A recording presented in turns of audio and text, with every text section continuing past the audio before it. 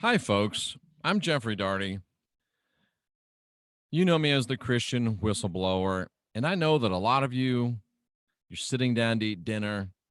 A lot of you are, just have had dinner. Your family's home, and I'm not really here to try to bum you out. I'm not really here to try to make you think of, crazy things. And I'm not a guy that likes to serve up the fear porn.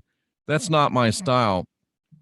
But every now and then, what I do, which is leverage my 20 years of being a Christian pastor and leverage my Bible college degree and leverage my 36 years of ministry, 20 of it within Christianity, now the last 16 spanning really the entire spectrum of the spiritual experience. I'm trying to really give you a public service announcement. I really am. Now, people are going to watch this and listen to this. Oh, he's trying to bang on us. He's trying to make us look bad. No, I'm really trying to help you. I'm really trying to get you to consider something that you might not have considered before. Now, remember, for 20 years, I was a Pentecostal evangelist, and man, the rapture was one of the things that we preached as much as anything. I mean, we preached the rapture up one side and down the other. I've been through at one time or another, I've been pre-trib, I've been mid-trib, I've been post-trib. I've been up one side of the rapture and down the other side of the rapture. I've been all through this rapture. There's probably not anybody else on planet Earth that knows any more about the rapture than I do. And that's a statement. That's a big statement, but it's true. Nobody else on planet Earth knows more than I do about the rapture. Let's put it that way. I'm not saying I know more than everybody, but there isn't anybody that knows more than I know. Nobody in the world knows more about the rapture than this guy. And there's not many people that have preached more sermons about the rapture than this guy. And who wants to help you? This guy. Who's on your side? This guy. And I want to present to you some things that I have discovered about the rapture based upon my now 36 years. I don't look old enough to have 36 years of spiritual experience. I don't look old enough to be a person that studied 100,000 hours in the biblical text. I look way too young. I look like a baby. But it's true, ladies and gentlemen. It's true. 10 o'clock tonight, the consequential rapscallions with myself and Scotty Roberts be there right here, same channel. Everybody says I've got two people weighing in. There'll be no rapture. I wish I could agree with you. I really do. I wish I could sit up here and say there won't be a rapture, but let's go back and let's start from the very beginning. Diane, former Assemblies of God girl, says she's heard the most sermons on the rapture. More sermons on the rapture or on hell, Diane? Probably the rapture. But anyway, the rapture is taken from 1 Thessalonians chapter 4, verse 16 and 17, where it says, but concerning the gathering of the Lord and concerning the coming of the Lord and our gathering together unto him, I don't want you to be troubled. I don't want you to be moved as if there was some letter from us saying the day of the Lord is at hand. For that day of the Lord will not come except there first comes a falling away, blah, blah, blah. Anyway, the Lord himself will descend from heaven with a shout, the voice of the archangel, the trumpet call of God. The dead in Christ will rise first. And then we who are alive and remain unto his coming shall be taken away, and we will join the Lord, join them in the air, join the Lord in the air, in the clouds, and so shall we ever be with the Lord. You've seen the movies about it. You've read the books about it. The rapture, it's called the blessed hope. Is it the blessed hope, or is it a way to kill a bunch of dopes? Is it the blessed hope, or is it going to be ridding the world of dopes? There's arguably somewhere around 2 billion people that believe in the rapture. Might be a little high. 1 billion would be way too low. 2 billion might be a little high. But there's a billion plus people that believe in the rapture, whether they believe it's going to be pre-trib, whether they believe it's going to be mid-trib, whether they believe it's going to be post-trib. There's more than a billion people that believe in this. And basically what they're looking for is they're looking to be driving their cars. They're looking to be flying in an airplane. They're looking to be cooking dinner, and all of a sudden, poof, they're gone. Poof, they're gone. They're just gone. Poof. And they're caught up in the air to meet the dead folks that got caught up right before them, and the Lord's going to gather them, and they're all going to go off into heaven for, depending upon your theology, 3.5 years or 7 years, or it's just right now. And folks, there's more than a billion people that believe this, and I guarantee you there's been more than a billion sermons preaching this. If you're listening to this channel, if you're interested in this subject, then you probably understand that governments are not necessarily our friends. You probably understand that governments don't necessarily have our best interest at heart 100% of the time. If you're listening to this channel or channels like this, you've probably come to the place where you are scrutinizing the government, you are questioning the government, you are holding the government's feet to the fire, you're suspicious of the government, and you're not convinced the government loves you 100% all the time. And you shouldn't be, because the government has demonstrated, I don't care if it's the U.S. government, the Mexican government, the South African government, the governments of the UK, the governments of Japan. I'm just looking at people that are in the chat room saying their countries. And we send MYSTECH to all those countries. How cool is that? I got people from North Korea buying books from me. Seriously, folks. So whatever government you're in, whatever government you're under, I remember our forefathers in the U.S. said, we don't want taxation without representation. Well, guess what?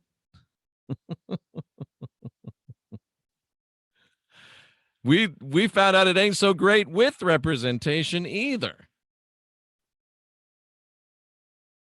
So governments,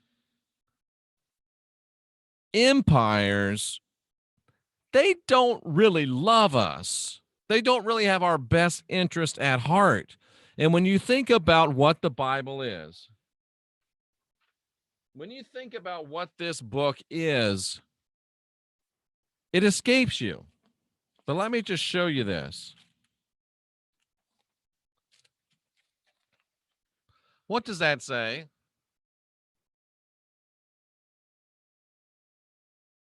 The authorized King James Version. Who was King James?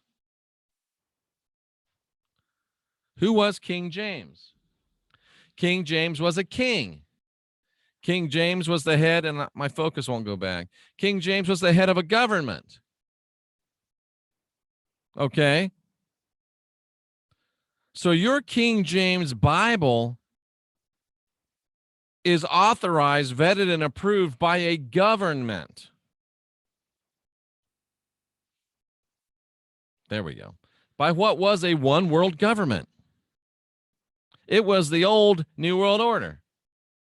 And then if you go back to the time where the book was written, the New Testament was written, they were under military occupation from Rome.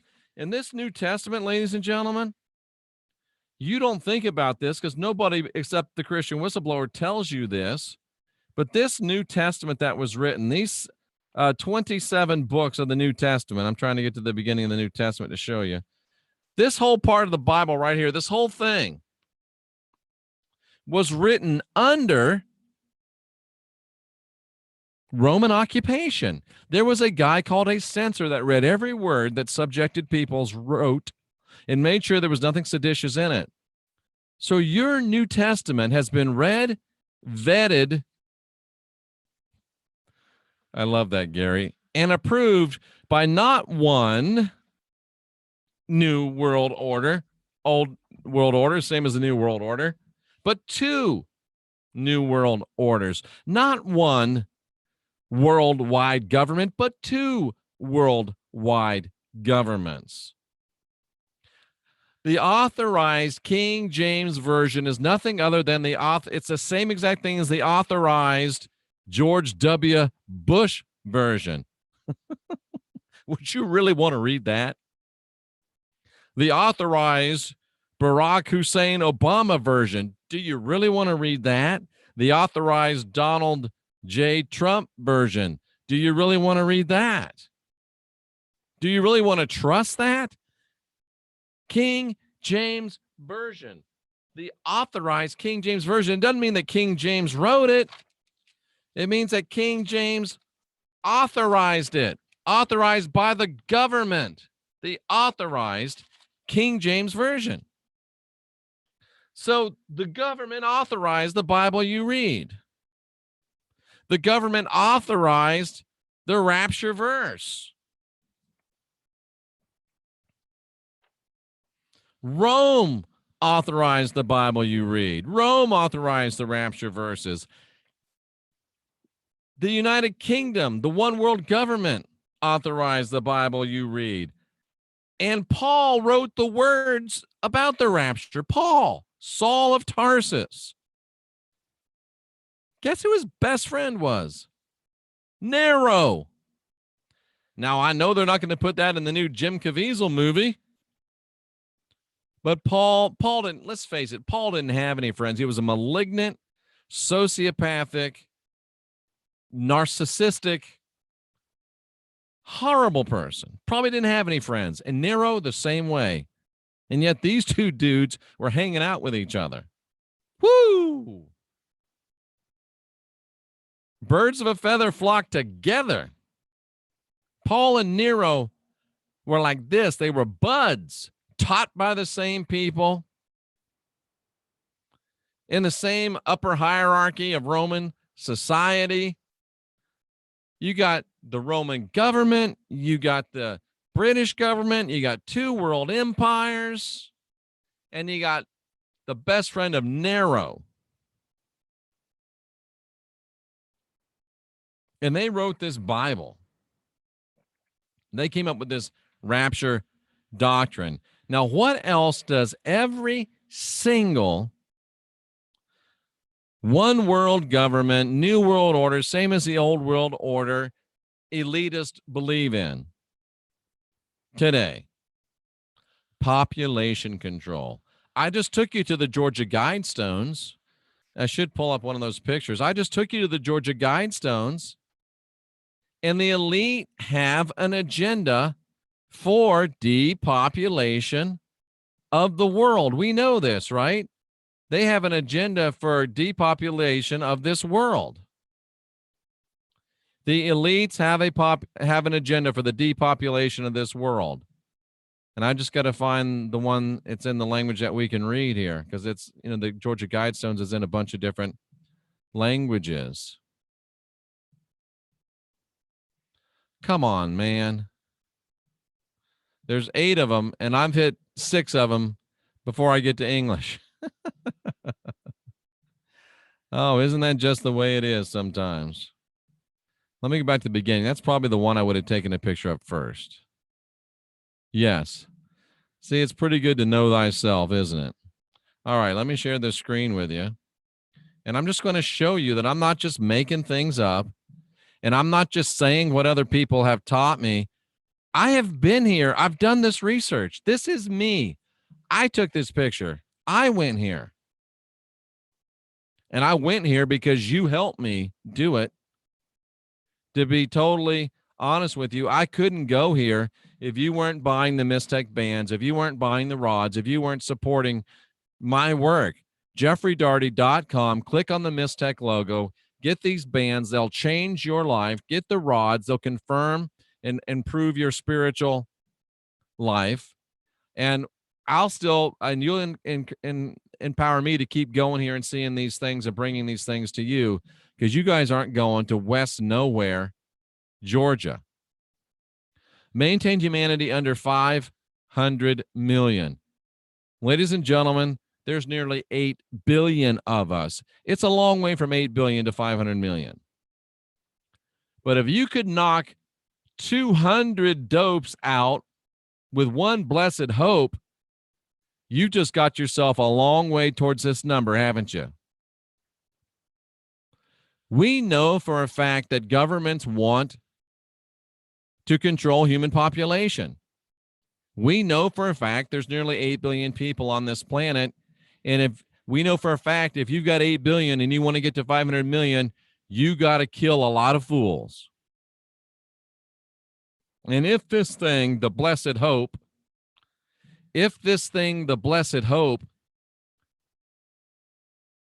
can kill 2 million people just like that and have nobody complain, nobody would complain. How else could you kill 2 billion people just like that and have nobody complain? Like, oh man, that rapture did happen. And who just asked this question? Diane asked the great question. I don't know if she was teeing me up. Sounds like it. Where did the idea of the rapture have its roots? The idea of the rapture has its roots. The Jesuits made up the modern day rapture doctrine 100%. I know that stupid, ignorant, money hungry Christians are preaching the rapture these days, but the Jesuits invented it in the 16th century, end of the 16th, beginning of the 17th. A guy named Francisco Ribera invented the modern rapture doctrine. You're a Baptist and you're preaching Jesuit doctrine. You're a Pentecostal and you're preaching Jesuit doctrine. You're L.A. Marzulli, you're Scott Clark, and you're preaching Jesuit doctrine. You're preaching doctrine that the leaders of the Reformation gave their lives to oppose. You're preaching Jesuit doctrine, but more than that, you're preaching government doctrine. More than that, you're preaching depopulation doctrine. Now, I don't claim to be the smartest man on planet Earth. I don't even claim to be the smartest man in this trailer park. But I know that if I'm reading a book that's written by the government, and the government has stated publicly they want significant reduction in world population, and there's this thing in this book that never came out of the Christ lips and was modernized and sensationalized by Jesuit doctrines, and the Jesuits, of course, are part of the leading intelligentsia, and it could wipe out 2 billion people just like that. Whoo! I tell you, folks, color me pessimistic. Color me curious. And what's the real word I'm looking for? Color me skeptical. Maybe there's a reason that we've heard rapture sermons more than any other sermons, Diane. Maybe there's a reason that it's called the blessed hope. Because they're trying to create in our minds an easy way. Could it be because they're trying to create in our minds an easy way to kill 2 billion dopes? Let's create a blessed hope, and we can kill 2 billion dopes, and nobody will even care. In fact, they'll be happy it happened. Public service announcement, something for you to think about. But I'm crazy. The government loves you so much. This one world order loves you just as much as the other two new world orders did. This one world government loves you just as much as the other two one world governments did. I know I'm crazy. Don't listen to me. The government loves you. They would never do anything to harm you. It's okay. We're from the government and we're here to help you. Don't worry about it. I'm just Jeffrey Daugherty, your friendly neighborhood Christian whistleblower. What do I know?